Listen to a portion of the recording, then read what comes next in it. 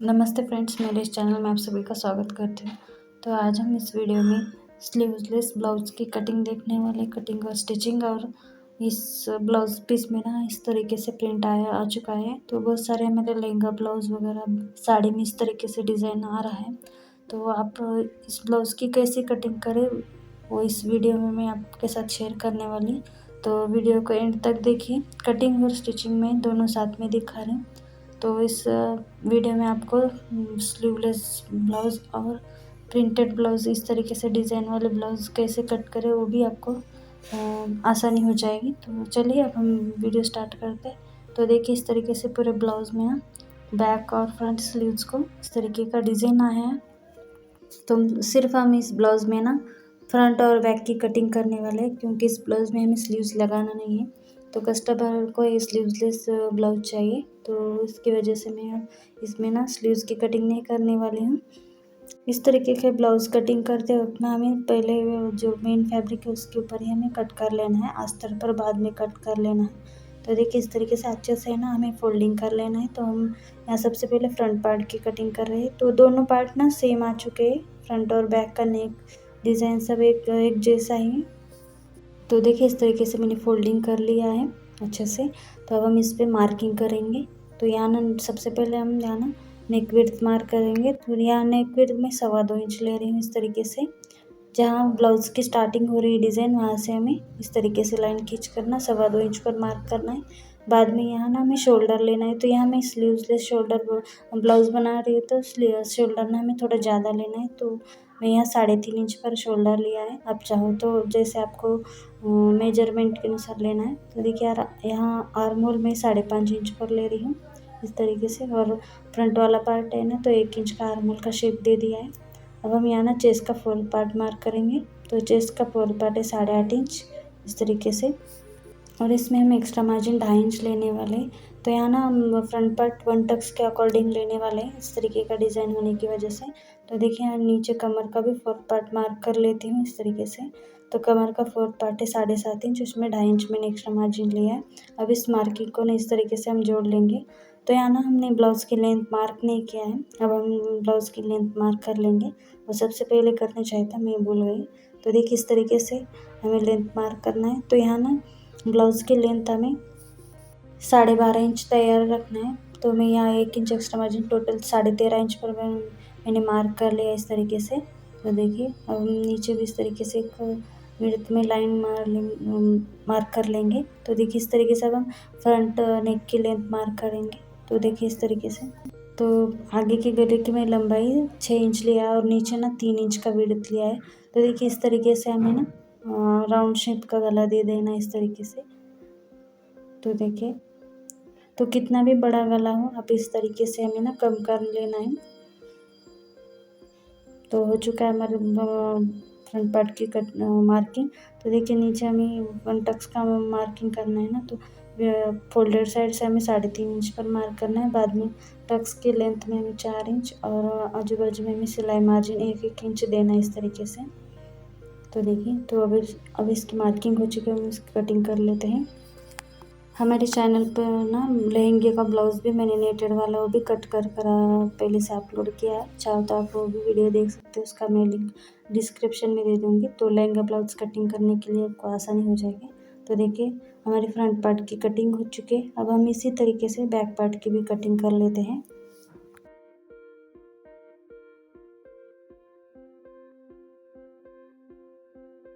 तो देखिए back part को भी ना अच्छे से हमें फोल्ड कर लेना इस तरीके से, नेक का सेंटर जो है ना। तो अब हम यहाँ ना फ्रंट पार्ट की जो हमने कटिंग की है ना, उसे हमें इस तरीके से फोल्ड करना इस प्रिंट के ऊपर रखना है। जो बैक वाले पार्ट के लिए प्रिंट दिया है ना, उसके ऊपर इस तरीके से रख लेना है अच्छे से फोल्डिंग कर गले में से हमें फोल्डिंग कर रखना है कपड़े को कटाई करते वक्त ना। तो दोनों पार्ट्स ना परफेक्ट हमारे कट होते हैं, दोनों साइड हमारी गले की कटाई सेम होती है। तो देखिए इस तरीके से हमें कटिंग कर लेना है रखकर हमें। बाद में हमें यहाँ क्या करना है, आर्म होल का हमें ये फ्रंट पार्ट से आधा इंच एक्स्ट्रा इस तरीके से मार्क कर हमें गोलाई दे देना है आर्म होल शेप का। तो देखिए इस तरीके से।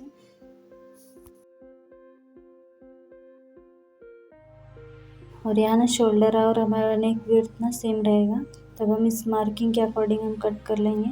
तो बैक का गला ना हम बड़ा करने वाले हैं और बैक ओपन हमारा रहने वाला है, फ्रंट में हम ओपन रखने वाले नहीं है। तो देखिए इस तरीके से एज इट इज़ हमें कटिंग कर लेना है, सिर्फ हमें गले की कटिंग नहीं करनी है। तो यहाँ ना कस्टमर को पीछे ना ओपन चाहिए, पीछे वाले चाहिए, तो इस तरीके से मैंने नीचे से ना 4.5 इंच पर मार्क किया है। तो यहाँ ना आप चाहो तो जैसे हमने फ्रंट वाला नेक लिया ना उसी तरीके से आप ना नेक बना ले सकते हो, जो हम हमारे डिज़ाइन जो प्रिंट दिया है उसके अंदर ही हमें बना ले सकते हो। तो देखिए इस तरीके से ऊपर ना 2.25 इंच नेक पर मार्क कर हमें इस तरीके से गले का शेप दे देना है। तो आप 2 तरीके से भी कर सकते हो, जैसे आपकी मर्ज़ी, पर ज़्यादातर लोग ना उस डिज़ाइन के अकॉर्डिंग ही कहते हैं। पर इस कस्टमर को ना बैक ओपन चाहिए था और गला भी बड़ा चाहिए था, तो मैंने इस तरीके से कटिंग कर लिया है। तो देखिए हमारे जो सिंपल नेक होता है गोल वाला गला, वो मैंने कट कर लिया है।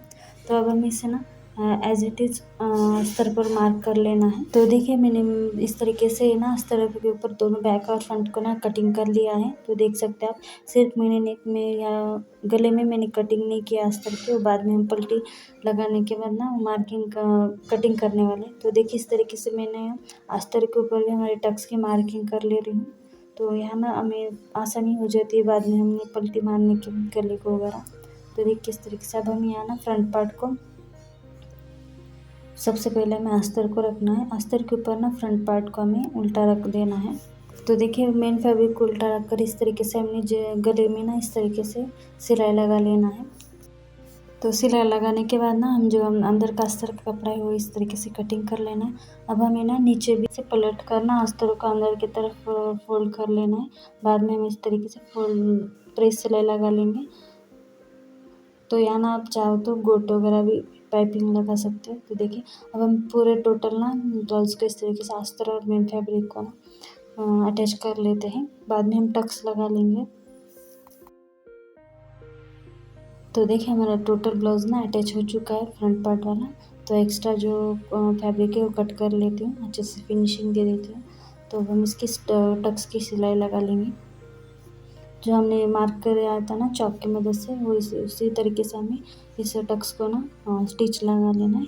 अब हम इस टक्स मार्किंग स्टिच करने के बाद इसके ऊपर हम और एक टक्स मार्किंग करेंगे, तो अच्छे से फिटिंग में बैठेगा। तो इस तरीके से 4.5 इंच का तिरपे में एक टक्स लगा लिए। तो देखिए कमर की पट्टी लगाना है हमें, तो 1.5 इंच चौड़ी इतनी हमें कमर की अस्तर की पट्टी लेना है। इस तरीके से हमें अटैच कर लेना है। तो इस पट्टी को अटैच करते वक्त ना ऊपर से हमें अटैच करना है और बाद में हमें टोटल इस पट्टी को उल्टे साइड फोल्ड कर देना है इस तरीके से। तो अच्छे से हमारे ब्लाउज की ना फिनिशिंग हो जाएगी। तो देखिए हमारा फ्रंट पार्ट रेडी हो चुका है। तो अब हमें ना बैक ओपन रखना है, फ्रंट में अब हमें कुछ नहीं करना है। अब इसे हम साइड में रख देंगे। अब हम बैक पार्ट की स्टिचिंग स्टार्ट करेंगे। तो देखिए इस तरीके से हमें सबसे पहले अस्तर रखना है, मेन फैब्रिक रखना है, उसके ऊपर अस्तर रखकर हमें गले में जैसे हमने गले की कटाई की उसी तरीके से हमें इस दोनों पार्ट्स को ना अटैच करते हुए गोल गले में हमें सिलाई लगा लेना है इस तरीके से। तो देखिए फ्रंट पार्ट में हमने जैसे गले की पल्टी लगाई ना अस्तर की मदद से, उसी तरीके से हमें बैक पार्ट में भी करना है। तो देखिए अस्तर को उल्टे साइड फोल्ड करते हुए हमें ऊपर से प्रेस सिलाई लगा लेना है। तो इस तरीके से हमें ना अस्तर को अच्छे खींचते हुए और शेप में बनाते हुए हमें यहाँ प्रेस सिलाई लगाना है। तो देखिए हमने प्रेस सिलाई लगा लिया। अब हम पूरे बैक पार्ट को इस तरीके से अस्तर और मेन फैब्रिक को अटैच कर लेते हैं। अटैच करने के बाद हमें यह क्या करना है, एक्स्ट्रा फैब्रिक जो होता है वो कट कर लेना है बाद इस तरीके से। तो एक्स्ट्रा फैब्रिक हमें कट कर लेना है। एक्स्ट्रा फैब्रिक कट करने के बाद हमें बैक पार्ट में भी हमें टक्स लगाना होता है, वो लगा लेंगे हम। तो हमें बैक पार्ट में ना टक्स विड्थ में हमें 4 इंच और लेंथ में हमें टक्स की लेंथ हमें 3.5 इंच रखना है। तो देखिए इस तरीके से हमें टक्स लगाने के बाद पीछे कमर पट्टी अटैच कर लेनी है, सेम हमने जैसे फ्रंट पार्ट में अटैच किया उसी तरीके से। तो देखिए अब हम इसे ना उल्टे साइड टोटल फोल्ड कर लेंगे। पट्टी अटैच होने के बाद हम बैक पार्ट में ओपन रखने वाले हैं ना, उसकी वजह से हम यहाँ ना कटिंग लगा लेंगे इस बैक पार्ट में। तो देखिए इस तरीके से अच्छे से हमें फोल्ड कर लेना है बैक पार्ट का और सेंटर में से हमें कट लगाना है। अब हम इसमें आयुक्त पट्टी भी अटैच कर लेंगे इस बैक पार्ट में। तो आप चाहो तो इस फ्रंट में भी आप ओपन रख सकते हो। तो देखिए कस्टमर की डिमांड थी कि बैक पार्ट में ओपन रखना है।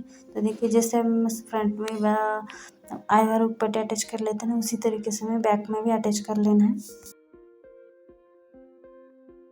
तो देखिए आई और पट्टी मैंने अटैच कर लिया। अब हमें इसे फ्रंट पार्ट लेना है। शोल्डर में हम दोनों पार्ट्स को अटैच कर लेंगे। तो फ्रंट पार्ट को इस तरीके से सीधा रखकर हमें बैक पार्ट को उल्टा रखकर हमें आधा इंच मार्जिन देते हुए शोल्डर को अटैच कर लेना है दोनों तरफ। तो अच्छे से हमें गले के साइड में अच्छे से हमें दोनों पार्ट्स को ना एक दूसरे के ऊपर रखना है। तो देखिए शोल्डर अटैच हो चुका है। तो अब हम इसमें ना स्लीव्स लगाने नहीं वाले हैं। तो स्लीवलेस हमारा ब्लाउज़ है। तो इस आर्म होल को ना हमें अच्छे से ना कपड़े से कवर कर लेना है, यानी गोट लगाकर हमें कवर कर लेना है।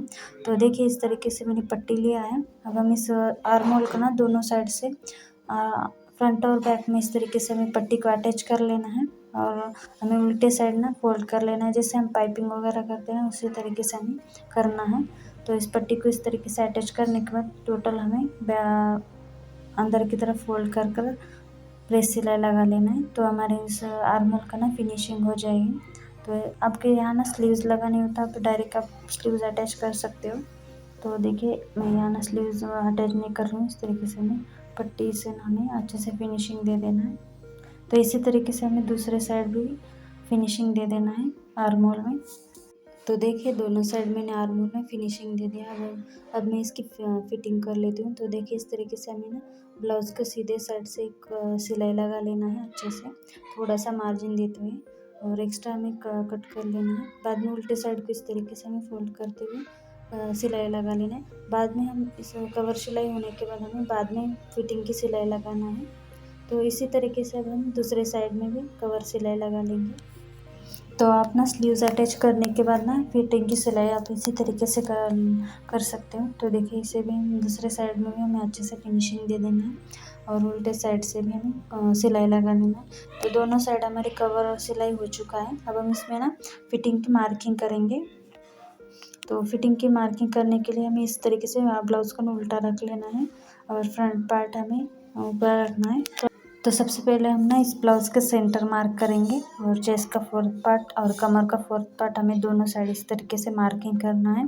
तो देखिए उस मार्किंग को जोड़ लेना है। तो आप स्लीव्स अटैच करने के बाद ना स्लीव्स की भी हम फिटिंग मार्किंग कर कर तीनों मार्किंग को हमें सिलाई से अटैच कर लेना है, जोड़ लेना है। तो देखिए इस तरीके से। तो देखिए इसी तरीके से ना हमें दूसरे साइड में भी फिटिंग की सिलाई लगा लेना है और एक्स्ट्रा हमें 2-4 एक्स्ट्रा बाजू में ना हमें सिलाई लगा लेना है। बाद में हम आई बना लेंगे इसी सिलाई की मदद से बैक पार्ट में। तो देखिए मैंने इसमें ना आई बना लिया है। तो हमारा स्लीवलेस ब्लाउज़ हमारी कटिंग और स्टिचिंग हो चुका है। तो देखिए कितना परफेक्ट हमारा ब्लाउज़ रेडी हो चुका है।